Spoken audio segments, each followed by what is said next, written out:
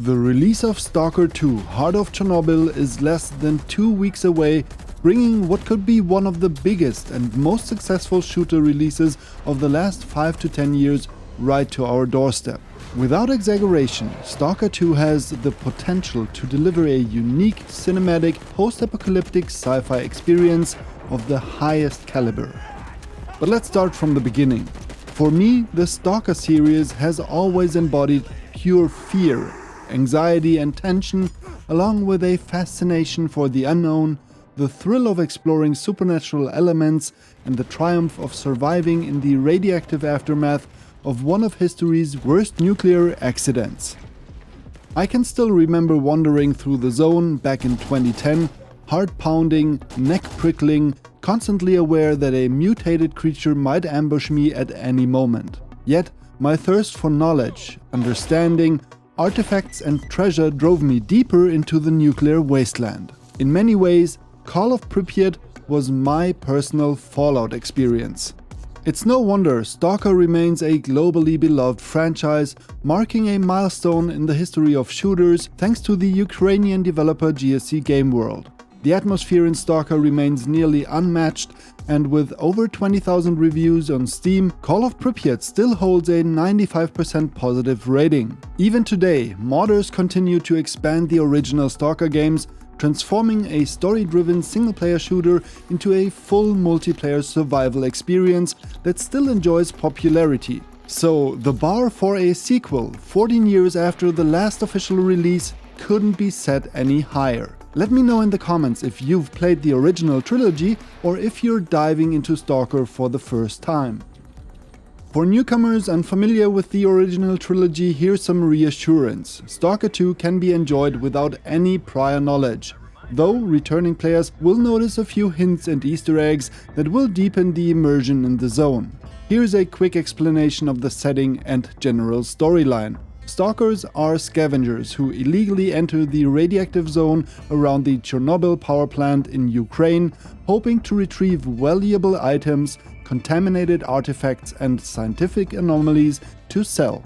In Stalker 2 Heart of Chernobyl, you play as Skiff, who, after a short linear intro mission that, of course, goes horribly wrong, wakes up in the exclusion zone, an open-world area around Chernobyl, with minimal equipment and must now fight for survival. From there, it's entirely up to you how and when you uncover why your mission failed and who's responsible. The heart of Stalker 2 is its open world, the nuclear exclusion zone around the Chernobyl reactor close to Kiev, Ukraine's capital. Those around my age likely remember the 1986 nuclear disaster in some way. For instance, I recall my mother fearing radioactive mushrooms from Eastern Europe for years after the incident. Imagine, then, how profoundly it affected the lives of the Ukrainian developers. After the USSR could no longer hide the disaster's magnitude, they evacuated the area and established the zone. Over the years, nature reclaimed the abandoned land, creating a hauntingly perfect setting for mysteries and supernatural phenomena. The developers have recreated many real-life locations from the disaster, making Stalker's open world truly unique.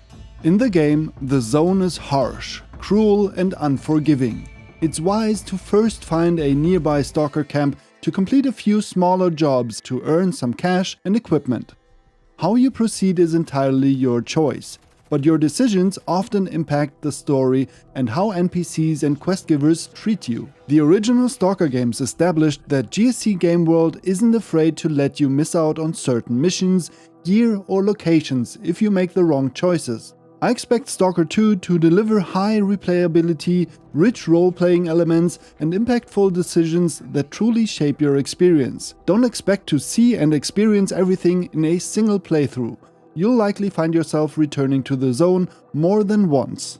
The single-player campaign is filled with epic moments and cinematic experiences, thanks in part to over 3 hours of motion-captured cutscenes and photogrammetry. Soon after launch, a multiplayer mode will be added as a free update, though details are scarce. If I had to guess, I'd predict an open-world survival mode similar to the Anomaly mod from the original Stalker. At its core, Stalker has always been a first-person shooter with strong survival elements. Your gear is old and unreliable, ammo is scarce, and healing isn't easy to come by.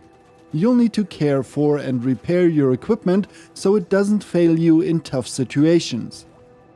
Skiff also has to manage hunger, thirst and fatigue. Ignoring these needs will negatively impact your performance and health.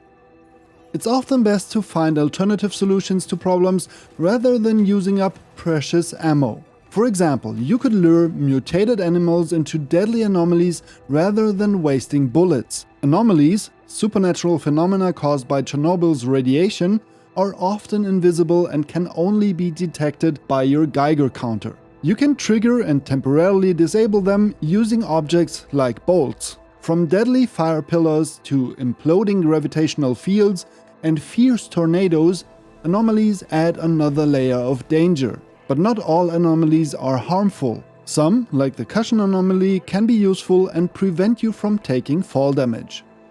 The anomalies, mutants, hostile stalkers and factions, contaminated areas, and the constant lack of food, sleep and ammo make the zone one of the most threatening places you're likely to encounter in a game.